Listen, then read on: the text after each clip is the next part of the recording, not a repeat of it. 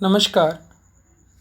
Indian polity के महत्वपूर्ण विषय सर्वोच्च न्यायालय का क्षेत्राधिकार एवं शक्तियाँ, powers and jurisdictions of Supreme Court का अध्ययन हम प्रस्तुत वीडियो में करेंगे। भारतीय सर्वोच्च न्यायालय को संविधान का विरक्षक, लोकतंत्र का प्रहरी तथा स्वतंत्रताओं का समर्थक कहा गया है। अपने इन दायित्वों को निभाने के लिए जो अधिकार सर्वोच्च न्यायालय को दिए गए हैं वे श्री एच.एम. सिरवई के अनुसार अन्य न्यायालयों की तुलना में विस्तृत हैं। सर्वोच्च न्यायालय अमेरिका के सुप्रीम कोर्ट की तरह परिसंघीय न्यायालय, मूल अधिकारों का संरक्षक तथा संविधान का अंतिम व्याख्याकार है, जबकि इंग्लैंड के हाउस ऑफ लॉर्ड्स की न्यायिक समिति या सर्वोच्च न्यायालय की तरह यह देश के सभी सिविल और क्रिमिनल विषयों में अपील का अंतिम न्यायालय भी है। वह राष्ट्रपति को परामर्श कंसल्टेशन आर्टिकल 143 के तहत देने की शक्ति भी रखता है, जो इसे उपयुक्त दोनों न्यायालयों से अलग करती है। सर्वोच्च न्यायालय के क्षेत्राधिकार तथा शक्तियों को निम्नलिखित शीर्षकों में विभाजित कर उनका अध्ययन किया जा सकता है। नंबर 1, मूल अथवा आरंभिक अधिकारिता। मूल अथवा आरंभिक क्षेत्राधिकार या अधिकारिता का अर्थ है संविधान के आर्टिकल 133 के अंतर्गत किसी वाद लिटिगेशन की शुरुआत सर्वोच्च न्यायालय में ही होगी। मूल अधिकारिता के अंतर्गत सर्वोच्च न्यायालय 3 तरह के विषयों की सुनवाई करता है। ऐसे विवाद जिनमें एक तरफ भारत सरकार हो तथा दूसरी तरफ एक या एक से अधिक राज्य की सरकारें। ऐसे विवाद जिनमें एक तरफ एक या एकाधिक राज्य हों तथा दूसरी तरफ भी एक या एकाधिक राज्य हों। ऐसे विवाद जिनमें एक और भारत सरकार तथा एक और एक या एकाधिक राज्य हों तथा दूसरी ओर एक या एकाधिक राज्य। इसके अंतर्गत अनुच्छेद 262 के अंतर्गत अंतर्राज्यीय जल आयोग इंटरस्टेट वाटर कमीशन को निर्दिष्ट किया गया है। निर्दिष्ट किया गया विषय अनुच्छेद 131 के अंतर्गत शामिल नहीं है। रिट अधिकारिता। संविधान के अनुच्छेद 32 में सर्वोच्च न्यायालय को रिट अधिकारिता दी गई है, जिसके तहत उसे नागरिकों के मूल अधिकारों की रक्षा के लिए 5 प्रसिद्ध रिटें बंदी प्रत्यक्षीकरण, हैबस कॉर्पस, परमादेश मैंडेमस, प्रतिषेध प्रोहिबिशन, उत्प्रेषण, सर्टिलरी तथा अधिकार प्रशा क्यो वारंटो सहित अन्य प्रकार की रिटें निर्देश आदेश जारी करने की शक्ति है। नंबर 2, अपीलीय अधिकारिता। अपीलीय अधिकारिता में आपराधिक तथा सिविल सभी तरह के मामलों में अपील का अंतिम न्यायालय है। अपने क्षेत्राधिकार को 4 भागों में बांटा है। संवैधानिक विषयों से जुड़ी अपीलें, सिविल विषयों से जुड़ी अपीलें, आपराधिक विषयों से जुड़ी हुई अपीलें, विशेष अनुमति से की जाने वाली अपीलें। नंबर 1, संवैधानिक विषयों से जुड़ी हुई अपीलें। आर्टिकल 132 के अंतर्गत प्रावधान है कि यदि किसी उच्च न्यायालय ने किसी निर्णय, डिक्री या अंतिम आदेश से कोई ऐसा विवाद उत्पन्न हुआ है जो संविधान से संबद्ध विधि का सारवान प्रश्न है और उच्च न्यायालय इस आशय का प्रमाण दे देता है, तो सर्वोच्च न्यायालय में उसकी अपील की जा सकेगी। यह विषय सिविल, आपराधिक और अन्य भी हो सकता है। नंबर 2, सिविल मामलों से जुड़ी अपीलें। आर्टिकल 133 के अंतर्गत सर्वोच्च न्यायालय में कोई भी सिविल अपील तभी लाई जा सकती है जब निम्नलिखित 3 शर्तें पूरी हो। उस मामले में विधि के व्यापक महत्व का प्रश्न निहित हो, वह प्रश्न सामान्य महत्व का हो अर्थात पक्षकारों के अतिरिक्त बहुत से अन्य व्यक्तियों जहाँ लंबित मामलों पर उसका प्रभाव पड़ने वाला हो। उच्च न्यायालय की राय में उस प्रश्न का निर्धारण सर्वोच्च न्यायालय द्वारा किया जाना आवश्यक हो। नंबर 3, आपराधिक विषयों से जुड़ी अपीलें। संविधान के आर्टिकल 134 में आपराधिक मामलों के विषय में सर्वोच्च न्यायालय में अपील का प्रावधान किया गया है।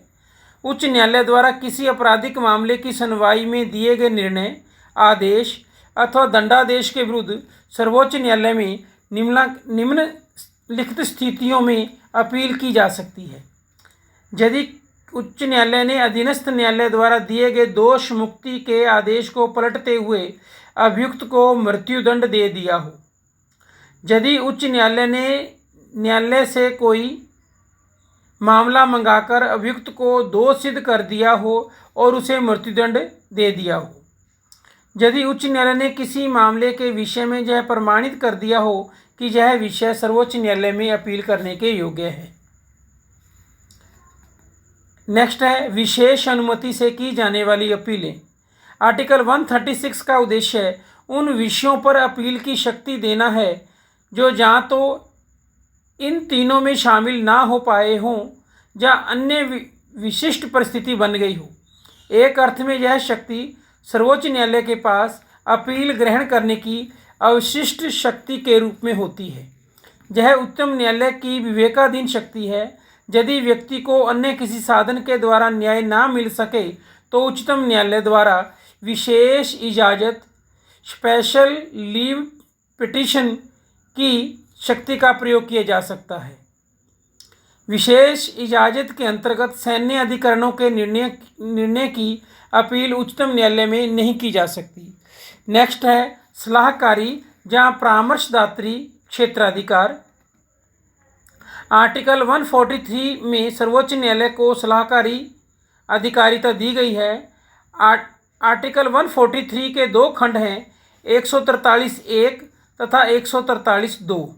दोनों खंड राष्ट्रपति को सर्वोच्च न्यायालय से सलाह मांगने की शक्ति प्रदान करते हैं, किंतु दोनों की विषय वस्तु अलग अलग है।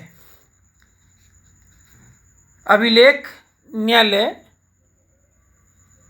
अनुच्छेद 129 में घोषणा की गई है कि सर्वोच्च न्यायालय अभिलेख न्यायालय कोर्ट ऑफ रिकॉर्ड्स होगा और उसको अपनी अवमानना कंटेम्प्ट के लिए दंड देने की शक्ति सहित न्यायालय की सभी शक्तियां होंगी। अभिलेख न्यायालय की विशेषताएं: उसके सभी निर्णय, आदेश, निर्देश आदि स्थायी स्मृति में सुरक्षित रखे जाते हैं ताकि सभी अधीनस्थ न्यायालय उन्हें पूर्व उदाहरणों के रूप में प्रयुक्त कर सके। अभिलेख न्यायालय की दूसरी विशेषता यह है कि उसे अपने अवमानना कंटेम्प्ट के लिए दंड देने की शक्ति होती है। नेक्स्ट, अन्य शक्तियां जहां अधिकारिताएं। अदर पावर्स एंड यूरिसडिक्शन, अपने निर्णयों पर पुनर्विचार करने तथा सुधारने की शक्ति। आर्टिकल 137 सर्वोच्च न्यायालय को शक्ति देता है कि वह अपने निर्णयों या आदेशों का पुनर्वलोकन कर सकता है तथा उन्हें बदल भी सकता है। यदि याचिकाओं के तहत सर्वोच्च न्यायालय अपने निर्णय का पुनर्वलोकन करता है, उन्हें पुनर्विचार याचिका, रिव्यू पिटीशन कहते हैं। ऐसी याचिका निर्णय के 30 दिन के भीतर ही की जा सकती है। पिछले कुछ समय से एक ऐसी नई अवधारणा प्रचलित हुई है जिसे उपचारात्मक याचिका या दोषाहारी याचिका, क्यूरेटिव पिटीशन कहते हैं।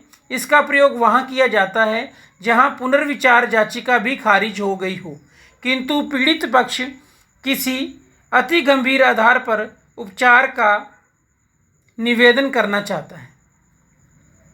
सर्वोच्च न्यायालय द्वारा घोषित विधि का सभी न्यायालयों पर आबद्धकारी होना। आर्टिकल 141 में कहा गया है कि सर्वोच्च न्यायालय द्वारा घोषित विधि भारत के राज्य क्षेत्र के भीतर सभी न्यायालयों पर आबद्धकारी होगी। पूर्ण न्याय करने की शक्ति, इस शक्ति की चर्चा आर्टिकल 142 में की गई है। इसमें कहा गया है कि सर्वोच्च न्यायालय ऐसी डिक्री पारित कर सकेगा जहां आदेश दे सकेगा कि उसके समक्ष किसी वाद या विषय में पूर्ण न्याय करने के लिए आवश्यक हो। मामले का स्थानांतरण करने की शक्ति, यह शक्ति सर्वोच्च न्यायालय को आर्टिकल 139 क के द्वारा दी गई है। यह अनुच्छेद 42वें संविधान संशोधन द्वारा संविधान में शामिल किया गया था और 44वें संशोधन द्वारा इसमें कुछ परिवर्तन किया गया था। सर्वोच्च न्यायालय से संबंधित नियम बनाने की शक्ति, आर्टिकल 145 के तहत सर्वोच्च न्यायालय को शक्ति दी गई है कि वह अपने कार्य प्रक्रिया आदि से संबंधित नियम बना सकता है। इसके संबंध में 2 शर्तों का पालन करना अनिवार्य है। पहली, नियम राष्ट्रपति के अनुमोदन से ही बनाए जा सकते हैं तथा दूसरी, ये नियम संसद द्वारा निर्मित विधियों के विरुद्ध नहीं होने चाहिए।